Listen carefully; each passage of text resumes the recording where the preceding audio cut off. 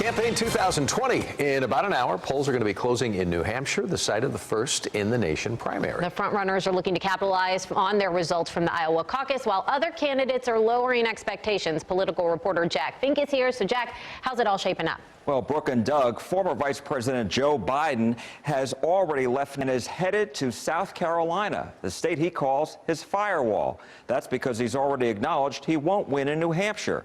Heading into the primary, the average of polls in New Hampshire shows Vermont Senator Bernie Sanders in first with nearly 29%, and former South Bend, Indiana Mayor Pete Buttigieg in second with more than 21%. Minnesota Senator Amy Klobuchar has seen her poll numbers surge to third place at nearly 12%, while both Massachusetts Senator Elizabeth Warren and Biden at 11%. Now, aside from Biden, Warren is also downplaying the importance of tonight's results. Her campaign manager sent a memo this afternoon to supporters saying they have a plan to organize in every state and territory and that they plan for a drawn-out contest. There is still a long way to go. Klobuchar is trying to run with the new momentum she received after her widely praised debate performance last Friday, and the two frontrunners, Sanders and Buttigieg, are attacking each other. SMU political communication professor Rita Kirk says money is a key factor for the candidates now. So unless they get some money to fuel their campaigns are functionally over. That's going to be very important to Joe Biden.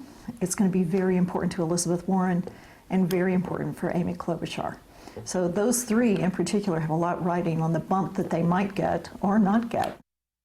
Many Democrats have criticized New Hampshire because it's so small and lacks diversity.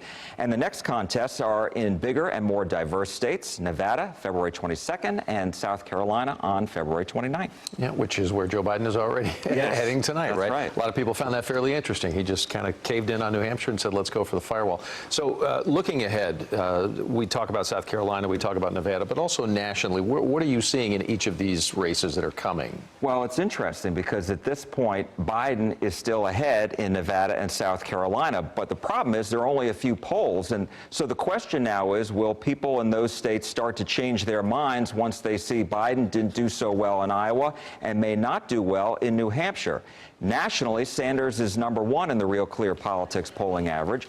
Biden is still in second place, about 2.5 points behind, and now in third place is former New York City Mayor Mike Bloomberg, who got into the race in case Biden tanked, and he's spending a lot of money in Texas on TV ads and on the ground game and all the other states as well in the Super Tuesday primary, and he is ahead of Warren, Buttigieg, and Klobuchar. Still a long way to go, too, to see what this all shakes out or how it all shakes out. Jack, thank you. Yep.